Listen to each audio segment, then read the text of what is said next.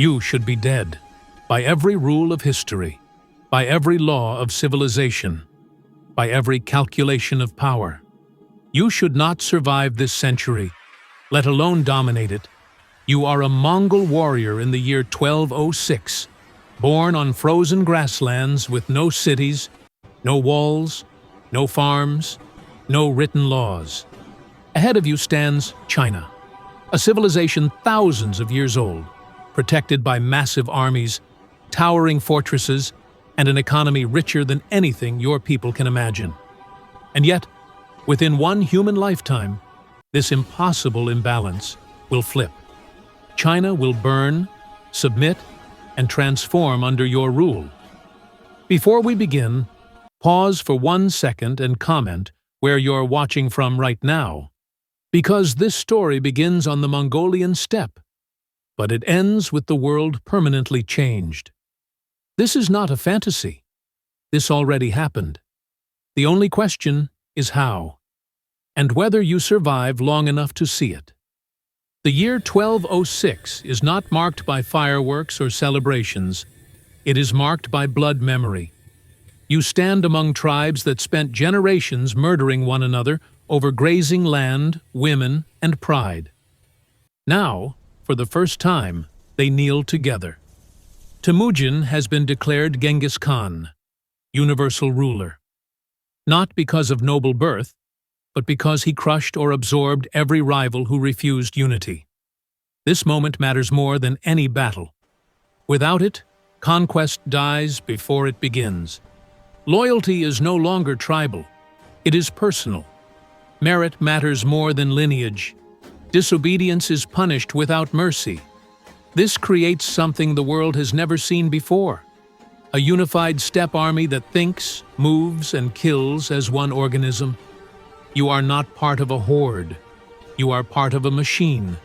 And machines, once built, do not stop easily. Your life before this moment trained you perfectly for war. You learned to ride before you could speak clearly. You learned to hunt in blizzards, to survive droughts, to sleep on frozen ground without fire. Hunger is normal. Pain is expected. Death is familiar. Unlike settled soldiers, you do not fight to defend property. You fight because movement is life. This shapes how you wage war. You do not carry supply wagons. You do not depend on roads. You can ride for days with minimal food, living off your horse, your bow, and your endurance. Against most armies, this would be enough. But China is not most armies. China is a civilization built to absorb shock, and that is where the real test begins. From the steppe, China looks mythical. Cities so large they swallow entire tribes. Walls so thick they seem grown from the earth itself. Armies counted not in thousands, but in hundreds of thousands. To Chinese officials, you are a nuisance. Dangerous raiders, useful mercenaries, ultimately manageable. They have faced nomads before.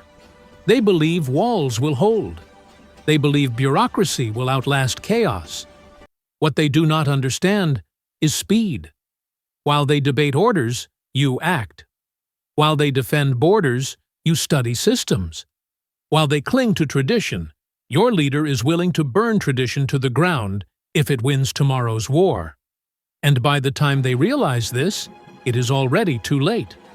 The first clashes are not full invasions. They are tests. You raid supply lines, border towns, and patrols. You retreat deliberately, luring pursuit, then annihilate fragmented units. This is not random violence. It is reconnaissance. Every encounter teaches you something. How Chinese units move, how long messages take, how commanders respond under pressure. Captured engineers are spared. Artisans are protected. Scribes are valued. This is critical. The Mongol army is not anti-knowledge. It is anti-waste. Anything useful is absorbed. Anything defiant is erased. This policy spreads faster than fire. Cities begin to surrender before siege. Fear becomes a weapon sharper than steel. But fear like steel, eventually dulls. Yet even fear has limits. As you push deeper into northern China, resistance hardens. Cities do not fall overnight. Walls absorb arrows. Moats swallow horses. Chinese crossbows punch through armor at distances you did not expect. For the first time, speed alone cannot solve the problem. This is where the Mongol system reveals its true danger. Genghis Khan does not insist on fighting the enemy's way. He adapts. Siege engineers captured from China and Central Asia are reorganized into specialist units. You learn to build trebuchets, battering rams, and siege towers. You learn patience, the kind that starves cities instead of storming them. And patience changes everything. What shocks Chinese commanders most is coordination. Mongol armies split, travel hundreds of miles apart, and strike simultaneously. Feigned retreats draw defenders out of fortresses, only to be surrounded and annihilated. Messengers relay orders with terrifying speed. Discipline is absolute. If one unit fails, 10 more compensate.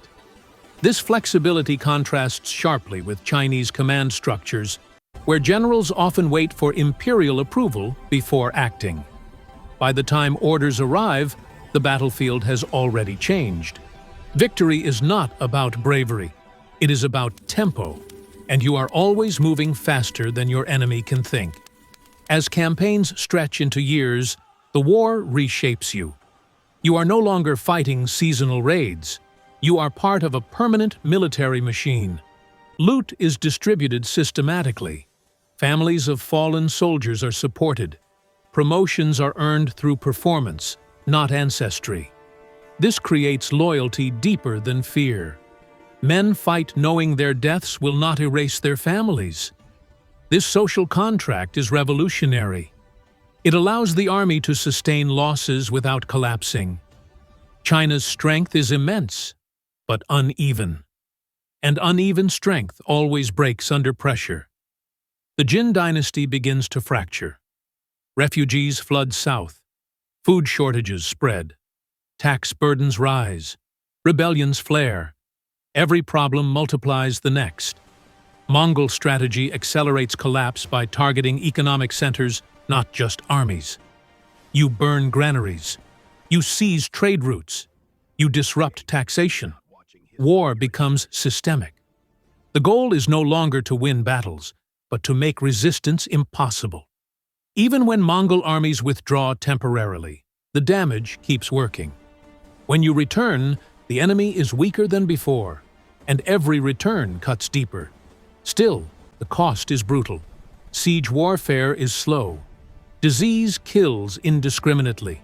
Winter campaigns freeze men solid in their saddles. You lose friends, you lose commanders, you lose years of your life. And yet, the machine keeps moving. Genghis Khan's authority holds the empire together through sheer force of will. He punishes failure ruthlessly. He rewards loyalty lavishly. He listens to scouts, to generals, to foreigners. That willingness to listen is why the Mongols keep winning, and why conquest does not stop with China. But China remains the ultimate prize. When Genghis Khan dies, many expect the empire to fracture. It does not. The system outlives him. His successors inherit not just territory, but momentum. Northern China is absorbed. Administration is adapted rather than destroyed. Confucian officials are retained. Census systems are used. Taxes are standardized. The conquerors do not erase civilization, they hijack it. And slowly, resistance weakens, not from terror, but from exhaustion. The final challenge lies in the south. The Song dynasty is wealthy, sophisticated, and shielded by rivers and naval power. For steppe warriors, this world is alien. Horses lose their advantage. Climate breeds disease. But once again, adaptation decides the outcome. Mongols recruit Chinese infantry. They build fleets. They learn river warfare. What once seemed impossible becomes inevitable. After decades of grinding conflict, the last song's strongholds fall. China is unified under foreign rule. The Yuan Dynasty is born. If you are still alive, you have witnessed something no one could have predicted in 1206. A people with no cities have conquered the greatest cities on earth. Nomads have mastered bureaucracy. Warriors have become emperors, but conquest is never one-sided.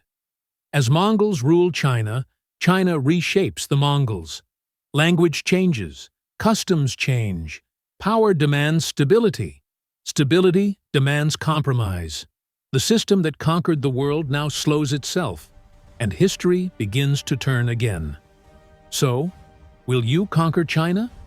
From history's perspective, yes, through unity, adaptation, terror, and relentless momentum. But victory is not clean. It is not simple. You conquer China by becoming something else, and by sacrificing the world you came from. Empires are not built only on strength. They are built on change. And in the end, the greatest conquest is not land, but identity. And here's the question history never answers. If you had been born on that frozen steppe, with no cities, no walls, and no certainty of tomorrow, would you have ridden with the Mongols, chasing conquest across the world? Or would you have stood inside China, knowing what was coming, and chosen resistance anyway? Tell me which side you believe you would have chosen, and why. And if you want the next story to go even deeper, into another moment where history balanced on a knife's edge, stay right here, because this channel doesn't just tell you what happened, it puts you inside it.